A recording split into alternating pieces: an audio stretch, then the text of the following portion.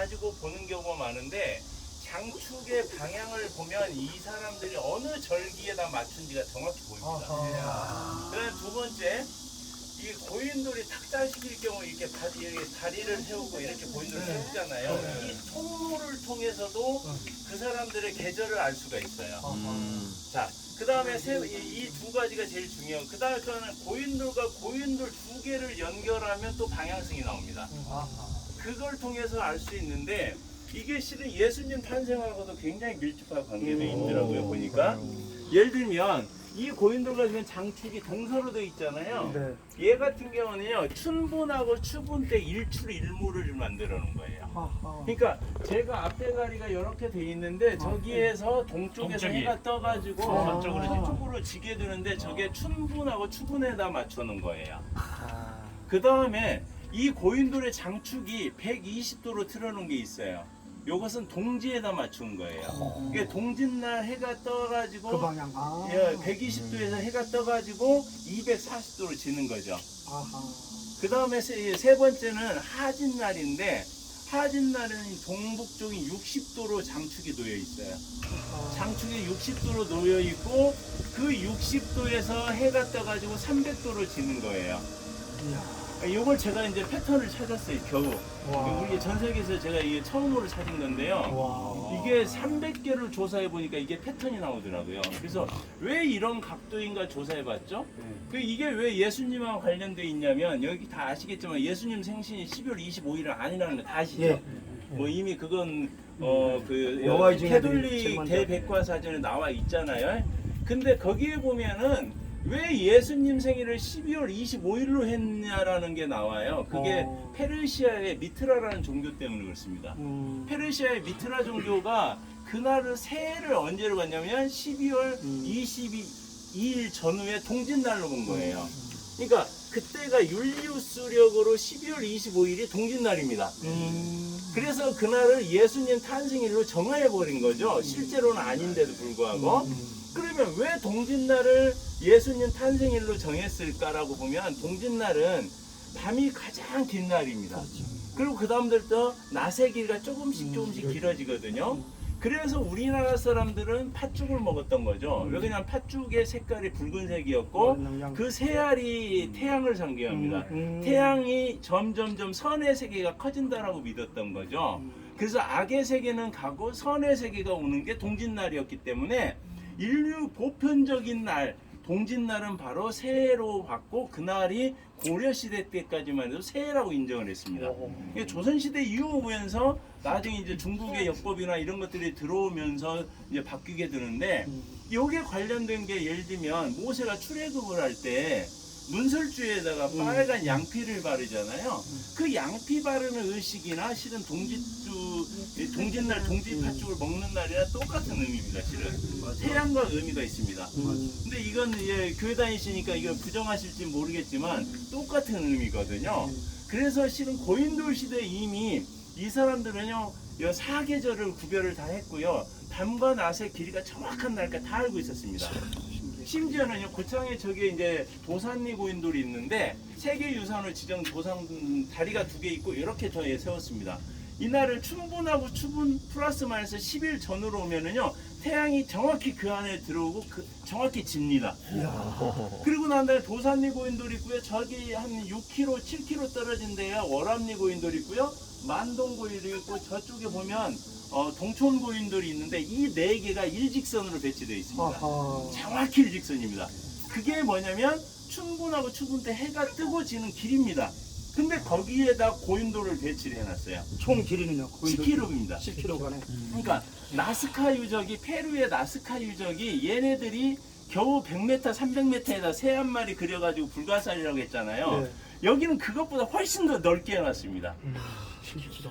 네, 10km인데 정확히 일직선을 해놨는데 그 옛날에 일직선이 춘분하고 추분 때 태양의 길입니다. 그러면 네. 이걸 다 인위적으로 다 움직여서 돌려놨다 이 뜻이죠. 그렇죠. 그 당시에 인위적으로 그 당시에. 그 선상에다 배치를 해놓은 그 당시에. 거죠. 정말 옛날에. 정확한 예. 그 기술을 다 가지고. 천문학적. 그렇죠. 완전히 천문학을 이해 10km에다 했는데 나스카 유저에 겨우 100m, 200m에다 이 그림 하나 그려놓은 거랑 비교할 수 그럼 없습니다. 이거는 원래 있던 거예요? 몇 이게 킬로를 원래 올리고. 아니, 얘를 말고 지금 저쪽에 따로 이제 아니 요거는 옮기는 거죠. 얘 옮겨놓은 겁니다. 그래도 그 자리로 옮기고 각도로 옮기고. 네네네. 각도로 맞췄다 이거지. 그렇죠. 그 다음에 저기 도산리 고인돌 같은 경우는 이렇게 돼 있는데 이 통로가 저 10km 선상에 있는 고인돌하고 배치의 통로하고 일치합니다.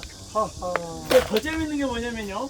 저기에 배치된 그 고인돌 저쪽에 보면 이제 북방식 고인돌 세워놓은 놈하고 저쪽에 뭐 1코스에 보면 북방식 고인돌이 있어요. 걔하고 그다음 저 넘어가면 동양에서 가장 큰 웅궁리 고인돌이 있는데 얘도 일직선에 해놨어요. 어허. 한치도 안 틀립니다. 어떻게 그럴 수가 그건 지금 있지? 이만의 진실이죠. 아, 예. 제가 이거 항공사진에 다 표시하고 제가 각도 다 쟀기 때문에 합니다. 그러니까 예를 들면 고인돌 하나하나에도 의미 있지만 고인돌과 고인돌 관계가 그러니까 그런 관계가. 예, 3,000년 전에 이걸 해놨고요. 그 다음에 저쪽 송암마을에 가면은요 달력도 표시해놨습니다. 엄매. 고인돌을 하나 놓고 하지점, 춘분점, 아, 그래? 동지점을 표시를 해놨어요, 얘네들. 돌로. 네네네, 고인돌로. 그걸 아니, 소름이 도대체가 끼치는 진짜 거예요. 이게- 연구하시는 분이 해놓은 거. 아니 그래 그래 제가 안 해놓고 그래서 갑자기 지난번 군수님이 헤어진 날 전에 저한테 전화 온 거예요. 이 박사님 당신 페이스북을 보니까 하진 날 동지장 이런데 진짜 그런지 한번 저하고 답사를 갈 수 있냐고 그러더라고요. 그래서 이 다음 날 새벽에 답사를 딱 갔습니다. 어허. 근데 그 시계 앞에 딱 쓴 순간 태양이 저기서 10분간 딱 떠오르는 와. 거예요. 그 군수님이 놀라가 유레카면서 감사합니다. 네. 박수! 진짜 그렇고요. 그 다음에 저기 이제 제가 아는 이제 그 고창이가 고인돌 박물관 뒤에 보면 그 선인들이라는 농장인데 거기 거대한 고인돌이 하나 있습니다. 그 사장님이 저한테 전화 왔어요. 박사님 이 고인돌이 뭔지 모르겠어요 그러더라고요. 그래서 제가 딱 가보니까 동짓날에 해가 뜨는 걸 바라보더라고요. 그래서 동짓날 새벽에 해가 저기 떠오르니까 그거 사진 찍어서 보내세요. 나는 게을러서 못 가니까. 아. 그래서 그날 영상까지 남편이 영상 찍고 자기는 사진 찍어 딱 보냈는데 정확히 동짓날 그 앞에 해가 자기 딱 맞아. 네, 저는 안 가봤는데 왜 아냐면 이게 패턴이 있기 때문에 그래요. 아. 왜냐면 제가 다 갈 수는 없잖아요. 그걸 다 찾아다 보니까 고인돌하고 이게 천문학과 밀접하게 관계가 되어 있고요. 그래서 앞으로 이제 저쪽에 이제 고인돌 3코스에 가시면 네. 고인돌이 10개가 일렬로 쫙 놓여 있습니다. 아하. 그러니까 그건 뭐 왠지 모르는 거 사람이 그냥 딱 보니까 이거 북극성을 바라보고 있죠. 네, 그래서 저거 사람들 안 믿어요. 안 믿어도 돼요. 자 보세요. 저 여기 어플에 있거든요. 별자리 어플 딱 키니까 거기에 북극성이 있는 거예요. 딱 그래서 맞추면 돼요. 여기서 질문 하나 할게요. 네네네. 지금부터 3,000년 전에 이 고인돌을 만들어졌다면 네. 여기 전라도뿐 말고 다른 데도 전라도 있고 만들어졌잖아요.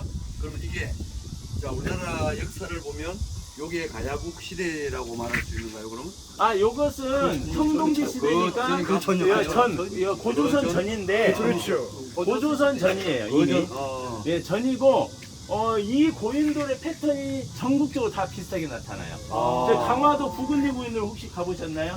아니 지금 화순을 저희가 갔다 왔는데 네. 그럼 화순도 그 이 같은 원리예요. 패턴이에요. 별자리? 이 그게 별자리를 그러니까 수없이 많은 것은 아마도 밤하늘에 별자리를 표시했을 거고요. 네, 맞아요. 근데 너무 많은 것은 솔직히 분석이 너무 어려워요. 왜냐면 수만 별에 대해서요. 그렇죠. 근데 예를 들어 1개, 2개, 5개, 10개 이 정도는 제가 분석이 다 돼요.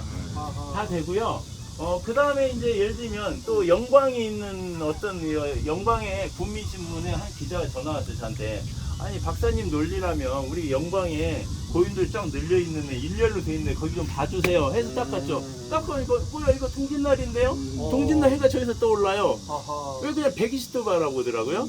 그 다음에 예를 들면 저희 강화도 부근리 고인돌 이렇게 틀어진 고인돌이 있잖아요. 세계유산이요. 네. 그건 하진날 해가 그쪽 딱 떠오릅니다. 아하. 왜냐면 딱 세우면 정확히 60도예요. 이야. 그러면 네. 박사님이 기독교인이죠? 아니요. 아니에요? 네. 아니면 네. 그게 그 더 당시에 신기하네, 유대인들이 이스라엘 민족들이 네. 여기에 살아서 그 사람들이 만들었다고 생각하시는 아니에요. 우리나라 그래, 여기에 중요한 게 뭐냐면 3,000년 전에 여기에 고인돌을 만들었는데 제가 또 아주 재밌는 걸 찾았는데 5세기 때 고구려의 고분벽화에서 나오는 별자리가 있어요. 네. 그러니까 고구려만의 특징적인 별자리가 남도육성이고 벌성이라는 거하고 방수라는 별자리예요. 이게 이제 동양의 천문학의 기본이었는데 요게 3000년 전에 고창 고인돌에 그대로 나옵니다. 아하. 그러면 고구려보다 여기가 1500년 빠른 거예요. 와. 이게 예를 들면 그렇다면 여기에 있는 사람이 고구려로 간 건지 거기에 있는 선조들이 내려왔는지는 모르겠습니다. 근데 이 남두육성 별자리가 실은 이건 고구려적인 특색이라고 그동안 알려져 있거든요. 네. 우리나라 예를 들면 김일권 박사건 아니면 박창범 교수건 소위 우리나라 고천문화의 최고 전문가들이 이 남두육성은 요것은 고구려의 특징이라고 했는데 그보다 1500년 빨리 고창이 그대로 나옵니다. 그걸 제가 세 개를 찾았어요. 고인돌에 새겨져 있어요. 그러면 고구려의 특징이 아닌 거예요. 그렇지. 이전이죠. 한참 이전이네. 노아 홍수를 봐야 되고. 네네. 노아 때 그리고 맞네. 노아 호수. 그 다음에 제가 또 찾은 게 뭐였냐면 여기 고창의 증산마을을 중심으로 해서 고인돌 군락지를 하나의 별로 보고 거대한 북두칠성을 3km에 걸쳐서 만들어놨어요. 그러니까 이것은 제가 KBS의 영상에 나왔어요. 아. KBS에 제가 전주방송국에 촬영에 전국 방송을 해가지고 위인전 나온 거? 지난해 12월 달에 전주방송국에 제가 10분 동안 제 그 논문이 나왔죠. KBS 전주방송. 그리고 이제 그것을 전남대학교 호남학 연구가 학회지에 실렸고 왜냐면 고인돌을 거대하게 북두칠성을 배치한 거예요. 예예예. 위에서 보는데 이게 안 나와요. 근데 저는 원래 전공이 역사지리학을 하는 사람이라 요 표시를 다 찍거든요. 위치를 찾고 저는 이 방향은 굉장히 중요시해요. 근데 고고학자들은 방향을 별로 중요시 않거든요. 기본적으로 왜 그러냐면 저희들은 방향을 알아야 이게 기본적인 천문학이라든가 별자리 움직임 이거하고 관련돼 있거든요. 지금 그래서- 북두칠성이 총 거리는 한 3km, 3km에 걸쳐서 이렇게 거대하게 어떻게 만들어놨어요. 가능하냐고 그 당시에. 그 당시에는요, 지금보다 여기 계신 분들은 아마 별로 별에 관심이 없으시잖아요. 근데 그 당시에 모든 사람들의 관심이 별이하고 태양이에요. 맞아. 네네. 그러니까 그 전담 박사, 그래서 동방 박사가 예. 이쪽 출신 여기서 이스라엘 예수님 탄생할 때 갔다는 게 맞다는 거예요. 예. 인정할 수 있죠. 그래서 실은 기독교 자체가 실은 천문학입니다. 할렐루야. 박수. 할렐루야. 왜냐하면 교회 예수님의 성서를 천문학적으로 해석이 돼야 정확해지고 할렐루야. 그래야 욕기 봐, 예수님이 욕기에. 욕기. 왜 그러냐면 2000년 전에 예수님이 이어서 천여자리에 태어나고 이게 네. 뭐냐면은요 네.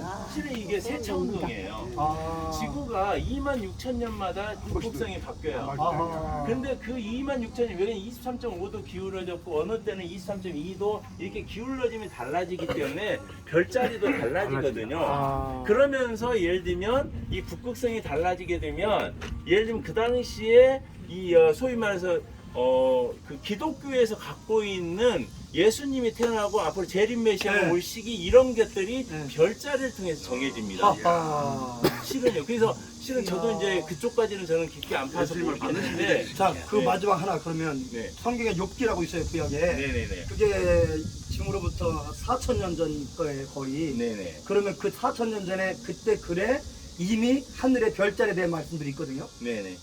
인정할 수 있어요, 그거랑도 연관. 정확히 맞아요. 아 그래요? 별들이 왜냐면- 합창을 하고 그게 나와요. 별들이 합창을 하고 뭐. 예, 예. 네. 그걸 예를 들면 노래를 표현하는 것 뿐이에요. 천문학을. 아, 노래요, 시편. 네. 그죠? 네. 그렇게 해놨는데 그 당시에 유대교를 믿건 예를 들면 지금 유대교를 믿었던 사람들은 결국 어디에 사냐면요. 북이 30도에서 40도에 그 살던 사이. 사람들이에요. 아하. 북이 아. 30도에 스텝 지역에 살던 사람들은 이 사람들의 이동 루트는 뭐냐면요. 스텝 지역에 목축업이 네. 기본이고요. 네. 거기 말을 유목민, 타고 다니기 유목민, 때문에 김만민족, 유목민이 김만민족이랑. 기본이기 때문에 네. 이 사람들은 별자리를 안 보고는 다닐 아. 수가 없습니다. 사계절이 하늘을 보면서 별자리. 그렇죠. 보면서. 그래서 제일 중요한 게 별자리이고요. 별자리 중에 북극성을 정확히 알아야 내가 북쪽 간지 남쪽 아, 간지 그래, 서쪽 방향 간지 알게 제시가 돼요. 그리고 이야. 계절마다 어느 별지가 뜨는지 알아야 이분들이 계절을 간섭이 있어요. 그렇지. 지금이야 요즘 핸드폰으로 네. 보니까 내가 어느 계절 몇 시고 네. 날씨 다 알지만 그때는 그 모르지. 당시엔 전혀 아무것도 불가능해요. 모르지. 광야에서 있는데 내가 방향 잡는다? 불가능해요. 모르죠. 북극성 보고 가는 거예요. 그래서 북두칠성을 보면 1번하고 2번 자리가 어디를 북극성이 향하고 이 꼬리가 어디를 향하는지 알아야 계절과 방향이 정확히 그게 나옵니다. 나침반으로 된 거네. 그렇죠. 그래서 실은 천주 교회의 성경 자체를 이 천문학 쪽, 고천문학 쪽하고 연결해서 안 보시면 그 성경에 나온 배경을 잘 모르시는 거예요. 이야, 참 기가 막히네. 이분이 근데 지금 예수님이 네. 지금 말씀하신 그거가 지금 글로 지금 뭐 논문도 쓰셨다고 그러고 뭐 이렇게 네. 글 그게 있습니다. 책이나 아니면 뭐 이렇게 글로 어떻게 아, 얻을 지금- 수 있는 거 예, 예. 없냐? 아, 제가 얻을 수 있는 거. 초고 있다고 초고. 우리 박기전 목사님 잘 보여야 저분이 아니 제가 이번에 실은 설명드리세요. 제가 우리 매형이에요. 논문을 하나만 썼고요. 지금 제가 뭐 강화신문, 영광신문, 고창 해피데이 신문, 세전북 신문에 제가 계속 그 별자리 컬럼을 쓰고 있는 고인돌하고 연관돼서 쓰고 있는데요. 그게 이제 성경이 들어가야 되는데. 네, 근데 요것처럼 제가 거시적으로는 안 쓰고요. 아니야. 그냥 이쪽으로 말씀만 와가지고 이렇게 이제 여기 이렇게 오신 분들이 목사님들이시고 여기도 남은 자랑 관련돼 있기 때문에 제가 그 관련된 이야기만 거시적으로 말씀을 드리는 겁니다. 자, 이제 거기서 가장 이제- 중요한 질문. 네. 자, 그러면 고인돌의 용도에 대해서 저희들은 이제 크리스찬이니까 예. 저희는 이제 그것이 하나님께 드리는 예배, 제단, 제단으로 제단. 생각을 하고 제사 있는데 드리는 제단. 지금 이제 중립적인 상태니까 아직 네. 믿지 않는 객관적인 판단에서 자 고인돌은 그러면 무덤이 어떤 아니라- 용도로 써야 되냐? 첫 번째 무덤이 제일 많습니다. 무덤이 많다. 자, 두 번째 마을 주변에 있는 건 무덤이 아니고 제단입니다. 아, 제단인데 어떤 제단이냐? 절기에 따라 달라요. 하지에 맞는 고인돌이 있고요. 그러니까 하지에 맞는 건 6월달 전후로 비가 안 오면 기우제를 드리고 하늘에가 제사를 드리고 풍년을 기원하는 거예요. 그 다음에 이제 동지에 맞는 고인돌은 새해를 의미해서 선의 세계가 온다라는 어떻게 보면 그 당시 하나님에 대해 정성을 드리는 제단이에요. 신년축제, 네, 신년축제고요. 신명 대 예, 그 신년 축복 다음에 대성에. 춘분하고 추분에다 맞춘 고인돌은 농사를 시작하는 아, 농경의 농사. 시작에서 농경사. 하나님께 제사를 감사. 그죠? 그 다음 9월에 감사. 감사 기빙데이예요. 추수감사. 예, 추수감사. 처음 수수한 것을 바치는 거예요. 맥추감사하고 예. 그게 초술절, 초실절, 맥주절. 예, 맞습니다. 수장절. 원래 실은 기독교의 부활절이건 이거 모든 게 별자리에 관련돼 있어요. 오. 그 다음에 별자리하고 태양과 관련돼 있어요. 오케이. 그래서 다 아까 하늘이네, 지금 전부 말씀드린 하늘이야. 게 그 기본이 되는 게 고인돌 속에 나와 있는 절기와 관련돼 있죠. 아, 그 절기와 고인돌 배지 이것은 이미 하늘이야, 하늘. 이 기독교라는 종교가 나오기 전에 하나님께 제사를 이미 드리던 그렇죠. 제단인 아, 거예요. 네, 맞아요. 그게 네, 맞아요. 나중에 말씀으로 정리가 된 거죠. 아멘, 아멘. 네, 근데 그렇습니다. 하나는 100% 무덤이 아니다라고 말할 수도 없지만 아니 무덤도 근데 있고 무덤도 있고 제단도 있다. 요게 정답이야. 아니 근데 여기서 경영이야, 여기서 경영. 고인돌을 우리가 옮겼잖아요 이쪽으로 많이. 네네 그 많은 정답. 고인돌 그 몇백 개가 된다고 그러는데 2만 개. 그렇죠. 그 고인돌에서 과연 사람의 시체가 없느냐 없는 그 있느냐, 이걸 없느냐. 있는 것도 있고 그걸 거의 없는 것으로 알고 있는데 왜 그러냐면 유골이 안 나오는 이유는 고인돌을 쓰게 되면은요 풍화가 빨리 이루어져요. 그래서 뼈도 빨리 사라지고요. 아, 그래요? 네, 왜 그러냐면 근데 이상하게 신석기 시대는 뼈가 남죠. 네. 왜 그러냐면 신석기 시대는 해안가 주로 거기에 그 사람들이 조개 무덤을 많이 써요. 아, 맞아, 이게 맞아. 조개 무덤에 석회석이 많아요. 석회석이 폐총을 많이 썼기 때문에 이게 산화가 잘 안 돼요. 그래서 뼈가 그대로 남아 있는 경우가 많은데, 근데 고인돌은 만들려면 시간이 많이 걸리잖아요. 그러다 보면 시간이 많이 걸리는 시신을 어떻게 1차에 처리를 합니다.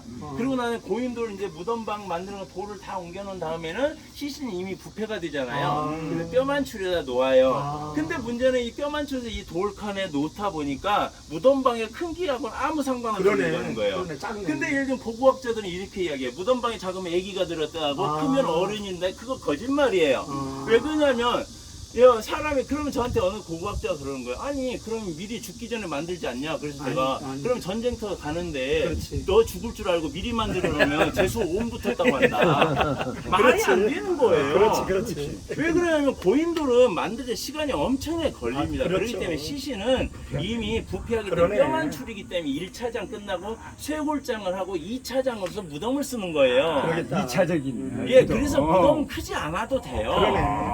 근데 제가 이야기하니까 다들 무시해요.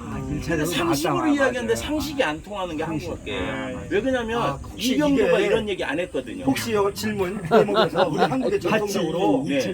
뭐 3년상을 치러 3년상 옛날에 예, 예. 그랬잖아요. 그러면 혹시 이게 3년 동안 임시묘를 해놓으시고 3년 동안 고인돌 만들어 놓은 과정 속에 시신 어느 정도 부패가 되고 이런 과정 아닐까요? 거기서 온 거 아니었을까요? 3년상이? 네, 그런 경우 많습니다. 가능성도 있겠어요? 예, 왜냐면 좋은 지적이죠? 예, 3년상이라는 게 기본적으로요. 그때까지 두면 초분에다 놓아요. 그러니까 초분에. 초분에 놓으면 예를 들면 겨울에 놓으면 얼어서 부패가 안 돼요. 그 다음에 여름 같은 경우는 예를 들면 저도 유대인이나 이쪽 같은 경우는 시신을 놓게 되면 말라 비틀어집니다. 건조하기 때문에. 그래서 이게 3년 정도의 충분한 시간이 있어야 뼈만 추릴 수 있어요. 그러니까 그게 3년상이 그래 나온 네네. 거예요. 그 아니면 새들한테 시신을 줘서 뼈를 먹게끔. 다 먹게 해가지고 조장. 조장을 해가지고 그것도 뼈만 맞아요. 깨끗하게 추리는 방법을 택합니다. 그 방법을 택하는 거예요. 그래서 우리나라 전체 무덤이 아니고 너무 많이 털어놓지 말고 좀 아꼈다가 다음에 이제 또 아니, 마지막 질문 한 번만 더 네네. 지정해. 아니 나 좀 하나 물어볼게요. 예. 사랑합니다 박사님. 아리가또 뭐냐면 아니 집사람이 아리가또. 뜬금없는 사랑 고백을. 만이산. 아니 강화 만이산 네. 말씀하시다가 그냥 중간에서 말씀을 못 하셨는데 그 연차가 어떻게 될 것 같아요? 연차가 여기야, 거기라. 만이산 고인돌하고 여기 똑같아요. 똑같아요. 예, BC BC 거의 10세기. 똑같아요. BC 10세기 거고요. 예. 네, 거기 만이산이나 고창이나 이 지명이 똑같아요. 아, 그래요? 만이산이라는 게 무슨 말이냐면 머리산을. 머리. 여기 머리. 머리산이잖아요. 머리. 고창이 여기가 3000년, 2500년 전에 나라 이름이 모로빌인데 모로가 머리예요. 아하. 머리니까 제일 높잖아요. 그래서 높을 꽃자를 써서 고창입니다. 이두문자는 네네네. 김해 거기도 있잖아요. 네네네. 마지막 진짜 뭘- 마지막 네네네. 진짜. 지금 그 우리나라에 김해 그 고인돌 제일 많잖아요. 한반도가 네네네. 북쪽에도 있고. 네네. 근데 이게 만주 쪽으로 중심으로 해가 쭉 해서 중앙아시아까지 좀 퍼져 있잖아요. 네네네. 이 공통점은 고인돌 공통점. 고인돌 공통점은 첫째는 백길다예요. 네? 백길. 백길 따라갔다. 네, 백길. 그러니까 예를 들면 만주도 흑룡강을 따라간다든가 이렇게 가서 강줄 따라 움직이기 때문에 해상 세력하고 밀접한 관계가 있어요. 그래서 그래요. 그 다음에 이제 이게 남방식이네, 북방식이네 이런 구별은 북쪽에 이런 탁자식의 이런 게 완성된 형태가 많아서 그러고요. 남쪽은 대부분 그 돌을 자연석 그대로 이용한 경우가 많기 때문에 그러는데 어떤 게 앞섰다라고는 이야기를 못하는 건 사실입니다. 그래서 어느 쪽이 앞섰다 뒤다 아직까지도 대륙 이동설이냐 해양 이동설이냐 지금 싸우고 있는데 그게 대한 결론은 없는데 중요한 것은 고창에 보면 고인돌 속에 남도육성이 그려진 거 보고 고구려에 나타난 거 보면 여기 있다가 저쪽 이동했다는 설이 어느 정도는 남방설이 맞을 수도 있겠다는 생각을 합니다. 이쪽이 먼저다. 예예예. 여기 남도육성 때문에 그래요. 네 그리고 고인돌에는 뭐 별자리 이게 정확히 다 그려져 있는 것도 박사님 많고요. 하나만 질문할게요. 그러면 결국 이 우리나라에 있는 고인돌이 네. 그 무덤으로 쓰여졌다면 그 고인돌 무덤으로 쓰여진 고인돌은 어디 전체 우리나라 전체를 한반도 북한까지 다 합쳐서 예. 전체로 봤을 때 맞아요. 모든 국민들이 고인돌을 사용하지 않고 각 그 무덤 방식이 다른데 지금 제가 하는 질문은 뭐냐면 이 고인돌은 아까 여기 뼈가 작성됐잖아요. 이게 명당 자리이고 이 고인돌을 사용하여 무덤으로 쓰는 사람들은 귀족 내지는 어떤 부호 가문에서 되지 않았을까 그렇게 저는 특별한 어떤 네, 그러니까 부족장이나 아니면 특별히 부족에 기여를 했다든가 이런 사람들이고요. 전쟁에 나가서 용감히 싸우다 죽었다든가 이런 경우로 이제 추정이 돼요. 근데 누구나 다 쓸 수는 없습니다. 왜 그러냐면 이미 여기 청동기 시대 이미 BC 10세기에 고창 인구가 5만이에요. 와, 안 믿어지시죠? 그 옛날에 네네네. 왜 그러냐면 마한이 54개국이 있었는데 그 당시에 마한이 10만호가 있었다고 했어요. 마한이 마한이. 10만호가. 그러면 그 당시에는 1인 가구가 보통 7, 8명이에요. 지금은 5인이라고 하는데 비임이 안 돼서 예예. 10명 잡고 10명 잡아 7명, 8명 잡아도 그냥 10만 오면은 80만이에요. 와. 7, 80만이면 그 당시에 마한에 54개국 80만이 1만 5천 명씩 1만 2천 명, 1만 3천 명을 잡아내게 되면 고창에 여기에 3개 내지 4개의 마한 소국이 있었어요. 그래서 그것만 따져도 5만이 넘어요. 백제가 멸망할 때 인구가 당나라 당석에는 680만이나 나오는데 좀 뻥이 심한 것 같고 320만 잡거든요. 근데 그 당시에 그 백제가 320개 현이 있었어요. 320개 현이 있었는데 고창에 현이 4개나 있었어요. 그러면 10,000명만 잡아도 4만이죠. 최소를 잡아도 평균 잡아. 근데 고창은 해안가이기 때문에 인구가 훨씬 많아요. 해안이라. 내륙하고 비교가 안 돼. 지금도 마찬가지잖아요. 무장 장수나 여기보다도 고창 인구가 3배 많잖아요. 그러면 옛날 백제가 내륙에 있었다가 하더라도 거기보다 인구가 훨씬 많은 거예요. 이해되셨죠? 그래서 고창이라는 곳이 이제 훨씬 더 인구 부양 능력이 뛰어난 거고요. 그 경제적으로 빨리 이끌을 수 있다. 네, 그래서 고인돌이 발달합니다. 네네. 참고로 마한 지난 변화는 엄청나게 남한 전체 논문 같은 거 어떻게 볼 수 있고. 논문은 제가 쓴 건 있고요. 고창 부곡리 고인돌과 북두칠성이라는 논문이 있습니다. 네, 검색을 해보시면. 이자 병자? 열자입니다. 이병열 유튜브에도 전다 읽어봤습니다. 몰라서요. 그걸 얻을 수 있도록. 제가 할 줄 몰라요. 한번 보셔요. 보시면 여기서부터 동방박사가 그거까지도 그거 맞다고까지. 네네 연락 주시면 하나 주세요. 최고예요. 제가 요즘 저도 너무 멋져요. 어떻게 템플릿. 예, 모르는 건 모르는 거예요. 명함이 어디 김해